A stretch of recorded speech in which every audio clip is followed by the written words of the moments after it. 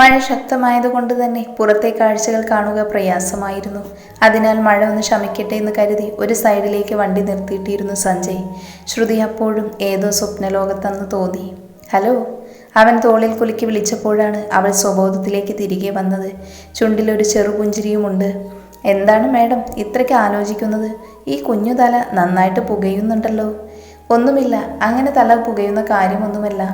നമ്മുടെ ജീവിതത്തെക്കുറിച്ച് ഞാൻ ആലോചിച്ചിരിക്കുമായിരുന്നു. നമ്മൾ രണ്ടുപേരും ഒരുമിച്ചുള്ള ആ ജീവിതത്തെക്കുറിച്ച്. അവൾ അത് പറഞ്ഞപ്പോൾ അവനിൽ ഒരു പുഞ്ചിരി നിറഞ്ഞിരുന്നു. പ്രതീക്ഷയുടെ ഒരു തെളിമ വന്നതുപോലെ. സാറൊന്ന് ആലോചിച്ചു നോക്കിയേ, എത്ര അവിചാരിതമായാണ് നമ്മൾ തമ്മിൽ കണ്ടതും ഇഷ്ടപ്പെട്ടതുമൊക്കെ. നമ്മൾ പോലും വിചാരിച്ചില്ല നമുക്കിടയിൽ ഇങ്ങനെ ഒരു പ്രണയം ഉണ്ടാകുമെന്ന്. അച്ഛൻ്റെ പ്രാരാബ്ദങ്ങളും ബുദ്ധിമുട്ടുകളുമൊക്കെ കണ്ട ഞാൻ പ്രേമിക്കാനൊന്നും താല്പര്യമില്ലാത്ത ആളായിരുന്നു. കോളേജിൽ പഠിക്കുന്ന സമയത്ത് തന്നെ ഒരുപാട് പേര് പുറകെ വന്നിട്ടുണ്ട്. അവരോടൊന്നും തോന്നാത്ത എന്തൊക്കെയോ പ്രത്യേകതകൾ ഈ ഒരുവനോട് മാത്രം തോന്നാൻ എന്താണ് കാര്യമെന്ന് എനിക്കറിയില്ല.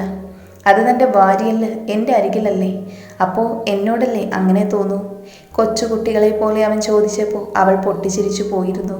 അവളുടെ കൈകൾ ചേർത്ത് വെച്ച് ഏറെ പ്രണയത്തോടെ ആ മുഖത്തേക്ക് നോക്കി അവൻ പറഞ്ഞു, എൻ്റെ ഇരുളിൻ്റെ വെളിച്ചമാണ്, നാളെയുടെ പ്രതീക്ഷയാണ്. ആ കൈകൾ അവളും തിരിച്ച് നെഞ്ചോട് ചേർത്ത് പിടിച്ചു. മഴ അല്പം ശമിച്ചു എന്ന് തോന്നിയപ്പോൾ അവളെ നോക്കി അവൻ പോകാമെന്ന് ചോദിച്ചു. അപ്പോഴാണ് മുൻപിൽ കണ്ട തട്ടുകടയിലേക്ക് അവൾ വിരൽ ചൂണ്ടിയത്. എനിക്ക് ചായയും ഉഴുന്നുവടയും വേണം. ആ കടയിലേക്ക് നോക്കിക്കൊണ്ട് അവളുടെ മുഖത്തേക്ക് അവൻ നോക്കി. എൻ്റെ ശ്രുതി, ഇങ്ങനെയുള്ള കടകളിൽ നിന്നും ഒന്നും കഴിക്കരുത്. ഇവിടെയൊന്നും വൃത്തി ഉണ്ടാവില്ല, അവൻ ഇഷ്ടക്കേടോടെ പറഞ്ഞു. നമ്മൾ ഈ 4 സ്റ്റാറിലും 3 സ്റ്റാറിലും ഒക്കെ പോകുമ്പോൾ അവിടെ വൃത്തിയാകുന്നുണ്ടോ? നമുക്കെന്താ ഉറപ്പ്? 3-4 ദിവസം പഴക്കമുള്ള ഭക്ഷണമായിരിക്കും നമുക്ക് മുൻപിലേക്ക് കൊണ്ടുവരുന്നത്.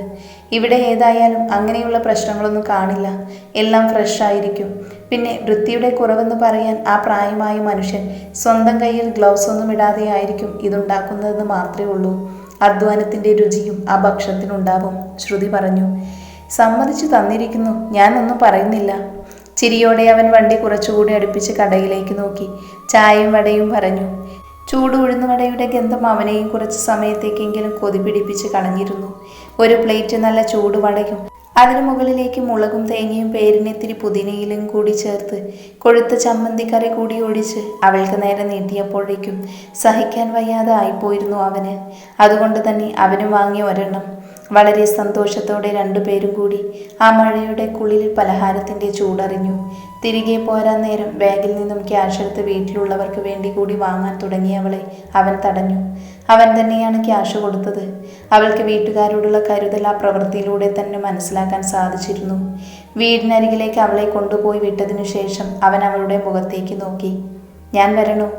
വേണ്ട, അമ്മയ്ക്ക് എന്തൊക്കെയോ സംശയങ്ങളുണ്ട്. എന്നും സാറിനെ കാണുമ്പോൾ ആ സംശയം വർദ്ധിക്കുകയുള്ളൂ. ഓഫീസിൽ കാണാം. അവളുടെ കൈക്ക് മുകളിൽ തൻ്റെ കൈ അടുപ്പിച്ചു വെച്ചുകൊണ്ട് ആ മുഖത്തേക്ക് നോക്കി അവൻ പറഞ്ഞു. Really miss you. അവൻ്റെ കണ്ണുകളിലേക്ക് തന്നെയാണ് അവൾ നോക്കിയത്. ശരിക്കും? അവൻ്റെ മുഖത്തേക്ക് നോക്കി അവൾ ഒരു ചോദ്യഭാവത്തോടെ ചോദിച്ചു. ശരിക്കും തനിക്ക് തോന്നാറില്ലേ? മറുചോദ്യം അവളുടെ മുഖത്തേക്ക് നോക്കി അവൻ ചോദിച്ചു. ഇല്ല. ആ മറുപടി അവനെ ഒന്ന് അമ്പരപ്പെടുത്തിയെന്ന് ആ മുഖം കണ്ടപ്പോൾ തന്നെ മനസ്സിലാക്കാൻ സാധിച്ചിരുന്നു. എനിക്കൊപ്പം എപ്പോഴും ഉണ്ടല്ലോ, എൻ്റെ ഉറക്കത്തിലും ഉണർവിലും. അങ്ങനെ എപ്പോഴും എൻ്റെ മനസ്സിലിങ്ങനെ നിറഞ്ഞു നിൽക്കുകയല്ലേ. അപ്പോൾ എനിക്ക് മിസ് ചെയ്യുമോ? എൻ്റെ മനസ്സിൽ മുഴുവൻ ഈ ഒരൊറ്റ ആളല്ലേ ഉള്ളൂ. അവളുടെ മറുപടിയിൽ അവൻ്റെ മനസ്സ് നിറഞ്ഞു. അവളുടെ കൈകൾ തൻ്റെ നെഞ്ചോട് ചേർത്ത് പിടിച്ച് അവൻ ചുണ്ടോട് ചേർത്തു. സ്നേഹിച്ച് തോൽപ്പിക്കാത്താൻ. എത്ര നാൾ കഴിഞ്ഞാലും തൻ്റെ സ്നേഹത്തിൻ്റെ പകുതി പോലും എൻ്റെ സ്നേഹം വരുമെന്ന് തോന്നുന്നില്ല. ആ കാര്യത്തിലും നല്ല പിശുക്കാണല്ലേ? അതെന്താ ആ കാര്യത്തിൽ പിശുക്കാണെന്ന് അങ്ങനെ ഒരു വാക്ക്? പൊതുവെ എല്ലാ കാര്യങ്ങളും പിശുക്കായിരുന്നല്ലോ. ഇഷ്ടമാണെന്ന് പറയാൻ പിശുക്ക്, എന്നോടൊന്ന് മനസ്സ് തുറന്ന് മിണ്ടാൻ പിശുക്ക്. ഇപ്പോൾ ഇതാ സ്നേഹത്തിൻ്റെ കാര്യത്തിലും. എങ്കിലും മറ്റു ചില കാര്യങ്ങളിലൊന്നും ഇല്ലല്ലോ. അവളുടെ കവളിൽ തഴുകി ഒരു കുസൃതിയോടെ അവൻ ചോദിച്ചപ്പോൾ അവൾ അവനെ കൂർപ്പിച്ചു നോക്കി. ആവോ, എനിക്കറിയില്ലല്ലോ. ഏതായാലും കുറച്ച് കാലം കൂടി താനൊന്ന് വെയിറ്റ് ചെയ്യുക. അപ്പോൾ അറിയാലോ. കല്യാണം ഒന്ന് കഴിഞ്ഞിട്ട് പരാതി മാറ്റിത്തരാം. പിന്നെ വയ്യായെന്ന് അപ്പോൾ പറയരുത്. കുസൃതിയോടെ അവളെ നോക്കി പറയുന്നവനെ കണ്ട് അവൾ നാണത്തോടെ മുഖം മാറ്റി. ഇങ്ങനെയുള്ള വശത്തനം പറയുന്നതിന് മാത്രം ഒരു പിശുക്കുമില്ല. ചിരിയോടെ അവൾ പറഞ്ഞു. ഇതൊന്നും ഒന്നുമല്ല, അതിനൊക്കെ സമയമാവുന്നില്ലേ ഉള്ളൂ. ഒന്ന് പോയി, ഞാൻ പോവുക. ചെറുചിരിയോടെ വണ്ടിയിൽ നിന്ന് ഇറങ്ങി പോകുന്നവളെ അവന് നോക്കിയിരുന്നു. ശേഷം അവൻ കുറച്ചു സമയം കാറിന്റെ സ്റ്റിയറിംഗിൽ തന്നെ തല ചേർത്ത് വെച്ചു. മനസ്സ് നിറഞ്ഞു എന്നതുപോലെ പിന്നീട് മുഖം ഉയർത്തി തിരികെ യാത്രയായി. പിറ്റേന്ന് ഓഫീസിലേക്ക് ചെല്ലുന്നതിന് തൊട്ട് മുൻപ് അവൾ സഞ്ജയ് വിളിച്ചിരുന്നു. എങ്കിലും ഫോൺ സ്വിച്ച് ഓഫ് ആയിരുന്നു. അവൻ എന്തു പറ്റിയെന്നൊരു ഭയം അവൾ നിറഞ്ഞു നിന്നിരുന്നു. വൈകിട്ട് ചെന്നപ്പോൾ ഫോൺ വിളിച്ചതാണ്. ആ സമയത്ത് നല്ല ക്ഷീണമുണ്ടെന്ന് പറഞ്ഞ് ഉറങ്ങുകയും ചെയ്തു. ഓഫീസിൽ ചെന്ന് 11 മണി കഴിഞ്ഞിട്ടും സഞ്ജയ് വരുന്നില്ലെന്ന് തോന്നിയപ്പോൾ അവൾക്ക് വല്ലാത്തൊരു അസ്വസ്ഥത തോന്നി. വിളിച്ചു നോക്കിയപ്പോൾ വീണ്ടും ഫോൺ സ്വിച്ച് ഓഫ് തന്നെ. എന്ത് ചെയ്യും? ആരോട് ചോദിക്കും? അവൾക്ക് ഇരുപ്പുറക്കൊന്നും ഉണ്ടായിരുന്നില്ല. അവസാനം രണ്ടും കൽപ്പിച്ചവൾ ഒന്നുകൂടി അവൻ്റെ ഫോണിലേക്ക് വിളിച്ചു. പരിധിക്ക് പുറത്തുനിന്ന് കേട്ടതോടെ അവൾക്ക് ആവലാതിയായി. കാണാതെ ഇനി ഇരിക്കാൻ പറ്റില്ല. അവസാനം അവൾ ഓഫീസിൽ നിന്നും അനുഗ്രഹയോട് പറഞ്ഞതിനു ശേഷം പുറത്തേക്ക് ഇറങ്ങിയിരുന്നു. ഓഫീസിനരികിൽ തന്നെ ഒരു ഓട്ടോയിൽ കയറി സഞ്ജയുടെ വീട്ടിലേക്ക് യാത്ര തിരിച്ചു. വീടിൻ്റെ അരികിലെത്തിയപ്പോൾ ചെറിയൊരു ഭയം അവൾക്ക് തോന്നാതിരുന്നില്ല. എങ്കിലും ധൈര്യത്തോടെ ഓട്ടോക്കാരനോട് ക്യാഷും കൊടുത്ത് നേരെ വീടിനുള്ളിലേക്ക് കയറി. ഡോർ ബെല്ലടിച്ചതും കതക് തുറന്നത് മല്ലിക തന്നെയാണ്. അവളെ കണ്ടതേ പരിചയഭാവത്തോടെ തന്നെ മല്ലിക ചിരിച്ചു. അവരെ കണ്ടപ്പോൾ അവൾക്കൊരു ആശ്വാസം തോന്നിയിരുന്നു. ആദ്യം മുതൽ ഇവിടെ വരുമ്പോൾ ഐശ്വര്യം തിളങ്ങി നിൽക്കുന്ന ഒരു മുഖമായി തോന്നിയത് അവരുടേതാണ്. ശ്രുതി, അവർ അവളുടെ മുഖത്തേക്ക് നോക്കി ചോദിച്ചു. അവൾ അതേയെന്ന അർത്ഥത്തിൽ തലയാട്ടിയിരുന്നു. കേറിവാ മോളെ. അകത്തേക്ക് ചെന്നപ്പോഴും കണ്ണുകൾ പരതിയത് ഒരുവനെ ആയിരുന്നു. എന്നാൽ അവനെ മാത്രം കാണുകയും ചെയ്യുന്നില്ല. മോളെ, വെറുതെ ഇറങ്ങിയതാണോ അതോ എന്തെങ്കിലും ഒഫീഷ്യൽ കാര്യത്തിനാണോ? പെട്ടെന്ന് അവർ അങ്ങനെ ചോദിച്ചപ്പോഴാണ് അങ്ങനെ ഒരു ബുദ്ധി ശ്രുതിക്കും തോന്നിയത്. ഒഫീഷ്യൽ കാര്യത്തിന് സാറ് വന്നില്ലല്ലോ. ആണോ? ഞാനെന്നാ അവനെ വിളിക്കാം. അതും പറഞ്ഞ് അവർ മുകളിലേക്ക് പോയപ്പോൾ അവളിൽ കുഞ്ഞൊരു ദേഷ്യം ഉടലെടുത്തിരുന്നു. തന്നെ ഒന്ന് വിളിക്കുക പോലും ചെയ്യാഞ്ഞത് എന്താണെന്നൊരു പരിഭവം. ആദ്യം കുടിക്കാൻ എന്തേലും എടുക്കാം, അതിനുശേഷം ഞാൻ അവനെ വിളിക്കാം, മല്ലിക പറഞ്ഞു. ഒന്നും കുടിക്കാൻ വേണ്ടമ്മേ, ഞാൻ കഴിച്ചിട്ടാണ് വീട്ടിൽ നിന്ന് ഇറങ്ങിയത്. അവൾക്ക് അവനെ കാണാൻ ധൃതിയായി. അങ്ങനെ പറഞ്ഞാൽ എങ്ങനെ ശരിയാവുന്നത്? ഒരു കപ്പ് കാപ്പിയെങ്കിലും കുടിക്കണം. ഞാനൊരു കാര്യം ചെയ്യാം, എനിക്ക് സ്റ്റെപ്പ് കയറിക്കൂടാ. മോളൊന്ന് കയറി പോകാമോ? മുകളിലാണ് അവൻ്റെ മുറി. ഞാൻ ചായ ആകുമ്പോൾ വിളിക്കാം. മല്ലിക ചോദിച്ചപ്പോൾ അവൾ തലയാട്ടിയിരുന്നു. എങ്ങനെയെങ്കിലും അവനെ കാണുക മാത്രമാണ് ആ നിമിഷം അവളുടെ മനസ്സിലുണ്ടായിരുന്നത്. അതുകൊണ്ട് തന്നെ അവൾ വേഗത്തിൽ മുകളിലേക്ക് നടന്നു. മല്ലിക പറഞ്ഞതനുസരിച്ച് അവിടെ ഉണ്ടായിരുന്ന മുറികളിൽ ഒന്നിൽ അവൾ ഒന്ന് തട്ടി.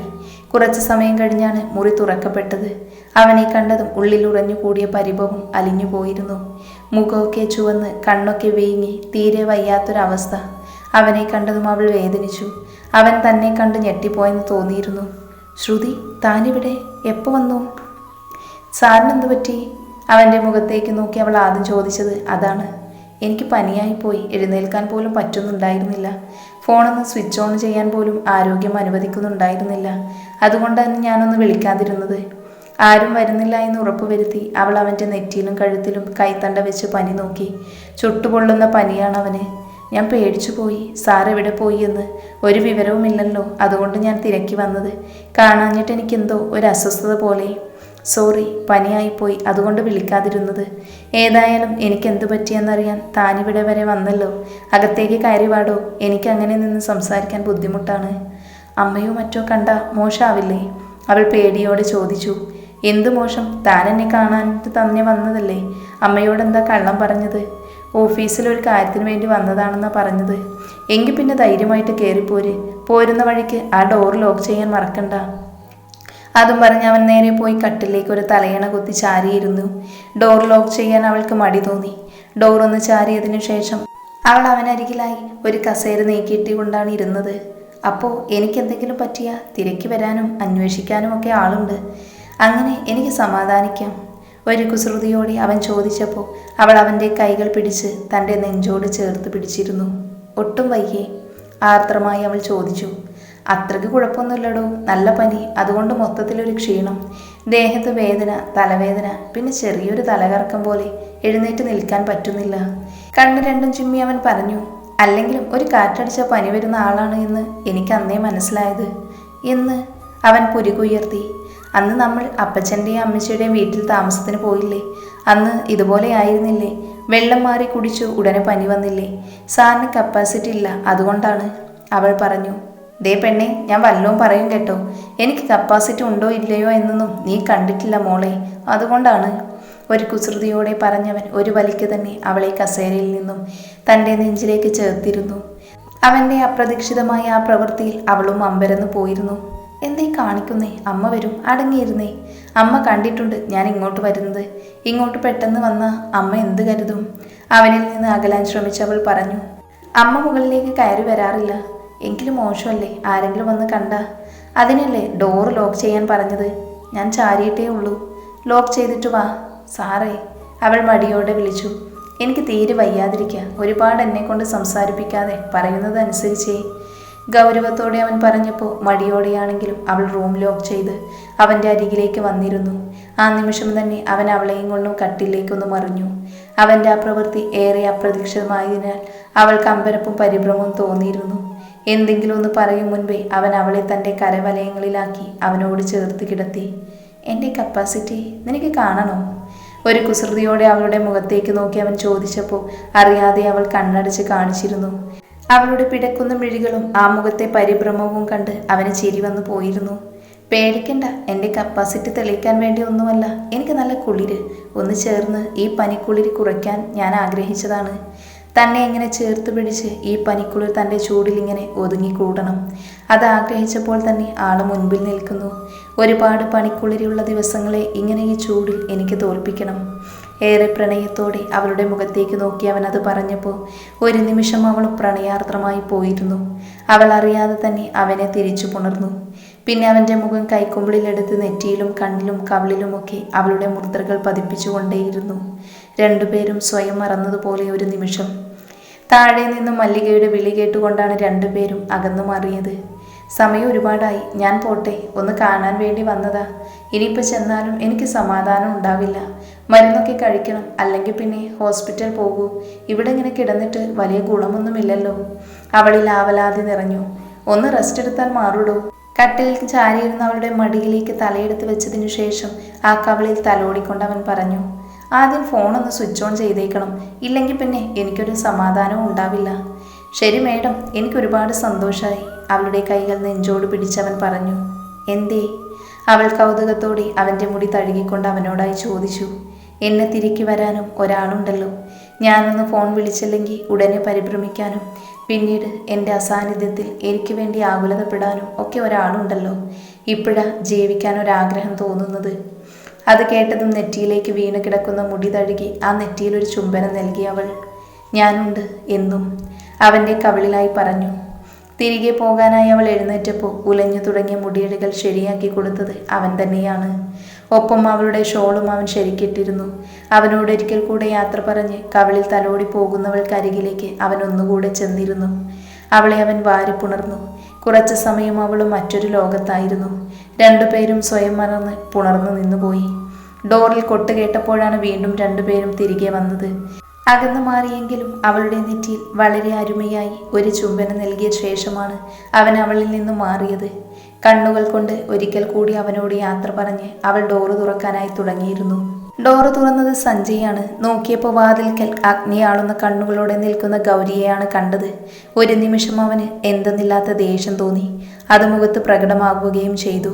അകത്തേക്ക് നോക്കിയ ഗൗരി കാണുന്നത് അവന് പിന്നിലായി നിൽക്കുന്ന ശ്രുതിയെയാണ്. ആ കാഴ്ച കൂടി കണ്ടതോടെ അവളുടെ സർവ്വ നിയന്ത്രണവും നഷ്ടപ്പെട്ടു എന്ന് പറയുന്നതാണ് സത്യം.